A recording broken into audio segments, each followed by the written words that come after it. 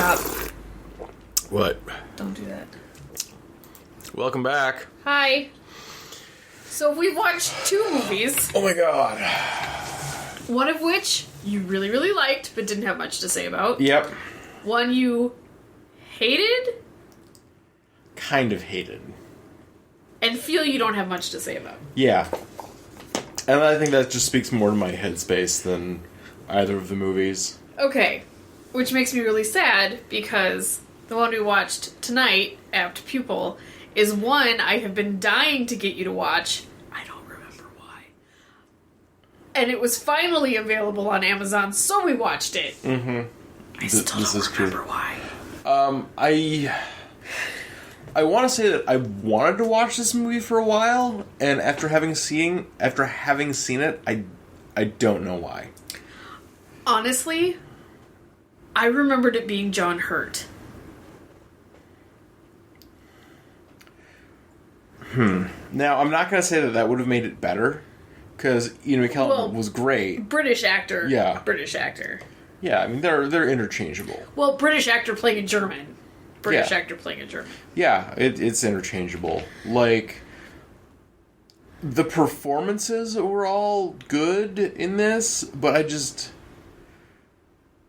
Like, it felt like most of the movie was alright, roll credits. Alright, these guys have told each other to fuck off and never gonna see each other. Roll credits. Oh, wait. What the fuck? What is this shit? Oh, Jesus. So he's gonna get found out? Yeah, of course. Okay, he gets found out. Roll credits. Nope, there is still half an hour. Like, he still has to die. You are fucking kidding me. Like, I have waited for movies to be over, but not like this. That's okay. Alright, so let's talk about this one for a minute. Uh-huh. And we're going to talk about the other one too.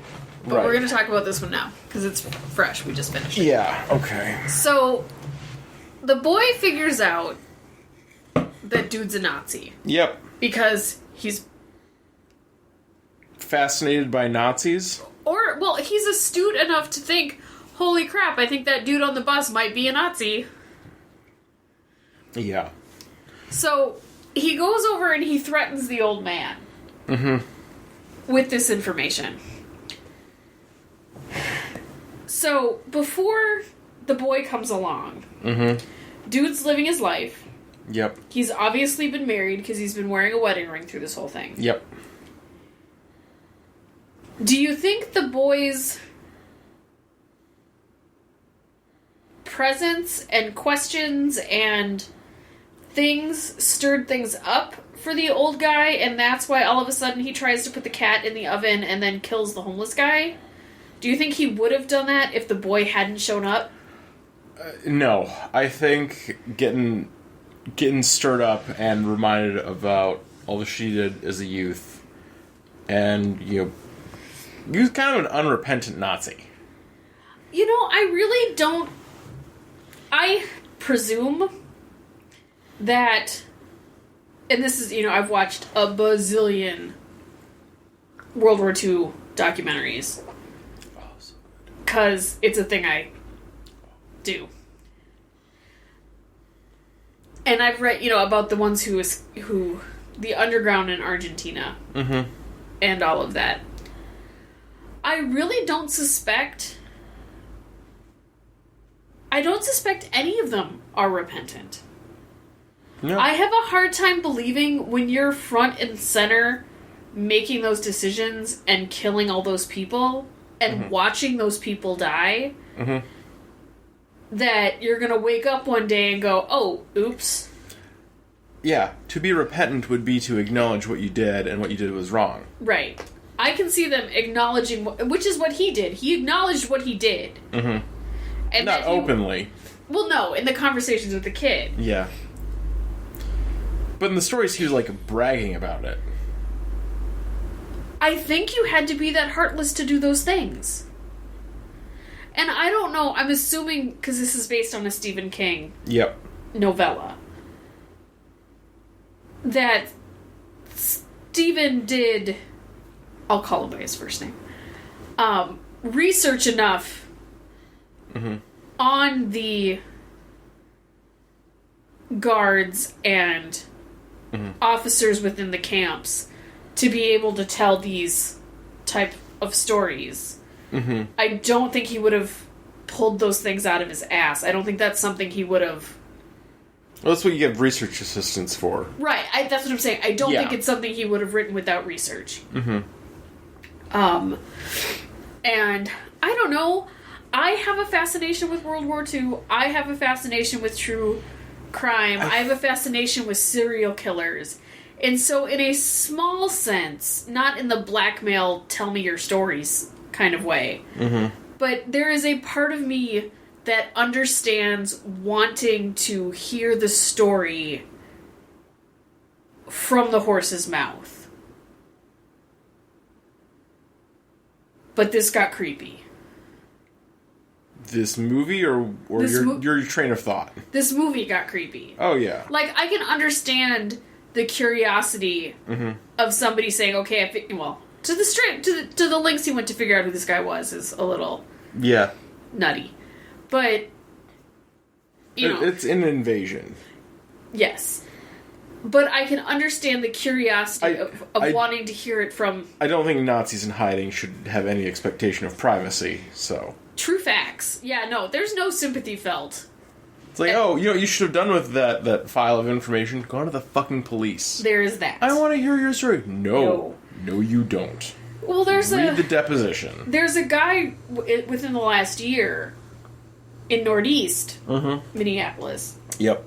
Yeah, I heard about that. Who has been identified as a Nazi war criminal, which doesn't say a lot, because, being a Nazi war criminal just means they have criminalized your position or efforts within... Involvement in the war. And its, connection to all of the horrible bad things. So... He could have been a guard. I don't remember the whole... He wasn't in the infantry, is what you're saying. No, he was at a level to which they feel they need. It's like, you're not just an enemy combatant. No, you were doing some heinous shit. Right. You first-hand knowledge, opportunities to say, maybe not, but didn't. And his family is, saying, no, it's not him, even though they've got photographic evidence and prove that his papers were false and all of these things. And his family's like, no, he could never be that guy, except for that he was that guy. Yep. And I can understand not being able to reconcile that as a family. Like, if somebody were to say that my grandfather was a serial killer, I'd be like, no way, you obviously have never met my grandpa. Oh, yeah, he's the Spring Valley Killer. And, part of me would be slightly proud, but that is because I am a bad person. I think you've done an adequate job of explaining that. Of me being a bad person? Yes. I wouldn't be proud, but I would be interested. Well, there's 5 guys who think that their fathers were the Black Dahlia killer in LA. And 3 out of the 5 of them so desperately want it, and that boggles me. Well, it's the notoriety that comes with it, I think. Yeah. And being famous because your parents did something. Yeah. I mean, we don't see any children of celebrities doing the exact same thing. Well, yeah. I'm famous because my dad was famous. Yeah, okay. Little Run or whatever. Tiny Run. Tiny Run. DMC Jr. Whatever. Yeah.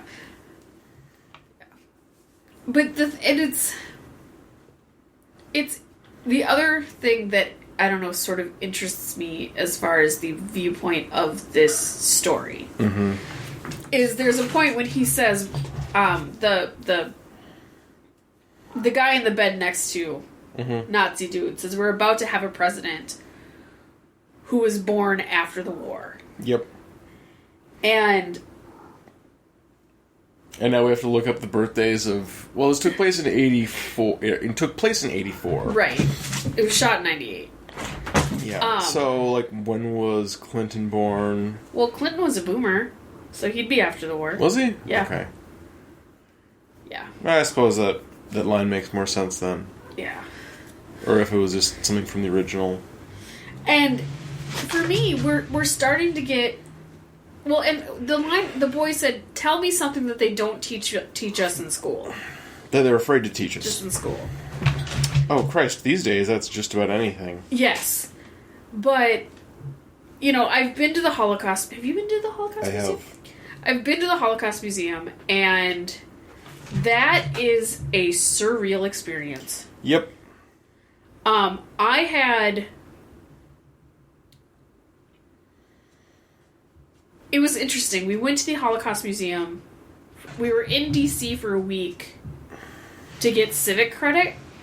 Yep. You go to D.C. for a week. Yeah. Did you do that too? Yeah. And on our free day, we went to the Holocaust Museum. And then we had to come back and give a report of what we did on our free day. Basically, our teacher wanted us to, like, actually experience D.C., and go to the monuments and go to the museums. Like, there was one kid who went to the FBI museum, which was pretty cool. And my mom always told me stories because of where they lived in Denver. Like, 80% of her classmates were Jewish. Mm-hmm.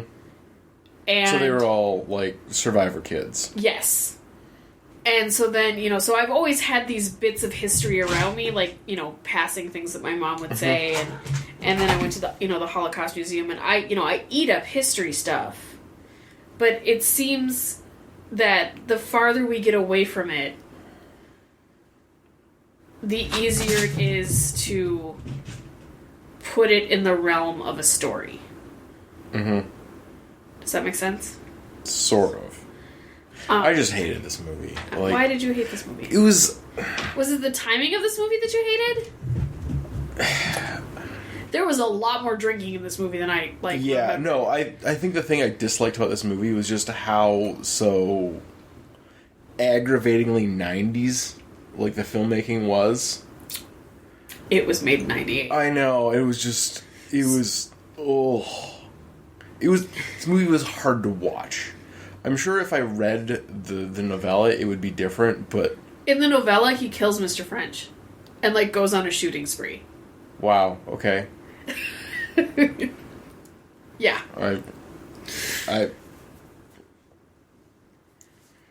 Okay, yeah, I would probably take that over any of the 2 hours of endings that were here. Jesus Christ. Like, with a book, you can say, like, okay, now I've got, like, a quarter inch left. I could knock this out in an afternoon. But no, this just fucking kept going. What it made it specifically 90s? The editing, the cinematography, I suppose the direction, just all of the filmmaking, like, tropes of the 90s... I was going to say there's no musical montage, but that was 80s. 80s had the musical montage. There was a musical montage. It was the fucking opening credits. That's the opening credits. It was bad. That's not a montage. That was the opening credits. That's different. Yeah, I didn't like it. Sorry. So you didn't think it was a suspenseful thriller? No. Okay. That's what it's listed as. I was waiting for it to be done for fucking ever. No joke. It just... Didn't I say, like, 7 minutes in? Roll credits. Yeah. Because the story was over. Yes. So, Okay. hey, I've got all this stuff. Let's wrap it up. Alright, Mr. Angry. Sorry. It's just... The movie... You watched all of. I slept through the first 45 minutes of, but watch the end. last night. All the President's Men. All the President's Men. It's a fucking great movie. You liked that movie. It's a fucking great movie. There's so little else to say about it. What? They made a story about two dudes working in a newspaper compelling. Okay. It's not a thing that you can see a lot of. Well, you compared it to that other one that we watched. Spotlight. Right. Which was, I want to say it was Best Picture like a couple years ago. Yes. And that was amazing. All the President's Men, amazing. But there wasn't much else to say about it. Like Dustin Hoffman, amazing. Robert Redford, amazing. All the Dudes We Drink For, amazing. Those two guys from 12 Angry Men. 3 guys from 12 Angry Men. I'm sorry. Amazing. Should you watch this? Yes. Yes, you should watch this movie. Why? Because it's amazing. Well, not only because it's amazing. Like, I mean... It's so good, we can't do a podcast on it. Yes, we can. So, it was originally rated... It was originally rated R. Because of the language. Because really, there's not a lot of violence. It's just There's, no... newspaper guys. There's no violence, but they... But the language is a little harsh. Well, and it's harsh where it needs to be, and it serves the plot. And it was like, downgraded... That was bullshit. Like, you're right. That is the right thing to say there. Alright. And it was downgraded to a... Re-rated to PG because of its historical significance. And I believe that is appropriate. Mm-hmm. Because even though I slept through most of the first 45 minutes, I did not realize that the whole Watergate to resignation was not 2 weeks. No, it was like 2 years. If you were to ask me when Watergate was, my answer to you would be August 1974. Right. Because... That's when Jamie was born? Jamie was born under Nixon and came home under Ford. Right. So, I honestly thought the entire thing took place in 1974. Maybe not 2 weeks. Maybe a couple of months. 76? I was born in 76. Oh, yeah. Jamie was born in 74. That's right. Yeah, like, I mean, the scandals, well, the Watergate... The break-in was... Like 71 or 70. Yeah. Because it was the national TNC, for the election in 72. Right! I didn't know that! Yeah. And that goes back to the other thing. Things they don't really teach you in school. Like, I don't remember being taught... Because you have to think the president resigning is a big deal. Yep. And that is something you should know the history of, because he is the only one. That's right? true. I think. Yeah. I don't... Not Timothy will explain it to us later. Yeah. So... I mean, we've had more popes resign. Yeah. Even recently. Yeah. There have been so many more popes. But... So, in that respect, and the investigative journalism, and how hard they had to dig, and how, obviously, long they had to dig for it. Right. And... It's like they're racing against time, but they're also racing against their competition, who has probably all of the same information. Well, their competition being the FBI. Well, no, the New York Times. Oh, and the FBI. Well, and with Spotlight, the Boston... Well, like, one of the dudes from the Boston Globe was always, like, super duper nervous. Like, oh yeah, I ran into our competitor, like, the investigative journalist over at, the Herald or whatever. And like, yeah. Oh, like, I hope he didn't put it together where I was and what I was asking or about. Or why I was there. Yeah. It's like, oh, hey, weird seeing you here. Yeah. They weren't competing against the FBI. They were investigating the FBI. Yeah. Yeah. And that's why free press is important. Also true. Which was kind of why because of current political climates, is kind of why I wanted to watch... Apt Pupil? No. All the President's Men, jerkface. And also because I knew that I didn't know, like, if... questions were to come up during trivia, I would not be able to answer them correctly. Other than, when did Nixon resign? Because that I know. Right. Around Jamie's birthday. Yeah, somewhere between August 6th and August 9th? I don't know how long they kept kids in hospitals after being born. Well, because they said they came home under Ford, and Ford took office on August 9th. Okay. Which I learned from the movie. Yeah. So, do you think they should show that movie in, like, history class? I want to say it's like... I can see it being shown in college. Like, it's a part of many intro to journalism courses. Well, It's like, yeah, this is how you journalist. Yeah, this is digging a story. I do think they should... That is a movie that should be shown to... I mean, in a civics class. Yeah. Like, hey, guys, like, you... And this is America, so we care about profanity for some reason. Yeah. Like, hey, guys, we're going to be watching all of The President's Men. There is some coarse language. Fuck it. Well, it's appropriate. Yeah. It is, you know, it's always like heat of the moment, like, are you fucking crazy? That's bullshit. Yeah. And yes, there are ways to not swear there, but I wouldn't trust someone who doesn't say that. Well, true. But was it Robert Redford you said was talking to the guys when he was going for the rights for the movie? Yes, Robert Redford, I think, bought the rights to the book before it was published and said, give us more on how you did your investigation and not... You don't need to spend so much time on what you found, but just how you did it. Well, how you found it. We all know how it ends. Yes. We need to know how you got there. Yeah.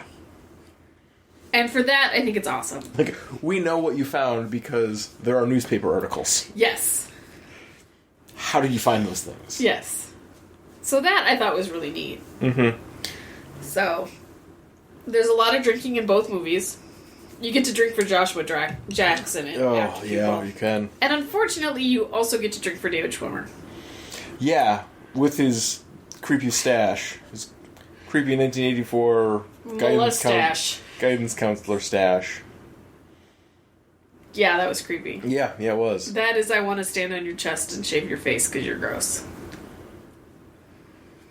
I won't let you do that. But will you be there for me? Stop. I hate you. You started it. I know. So there you go. 2 movies in one. Boom shakalaka. Not able to talk for a full, decent amount on either one individually. That's true. So, in my dual attempt, we managed to watch 2 movies. Yep. I guess we'll see you next week. Till next week.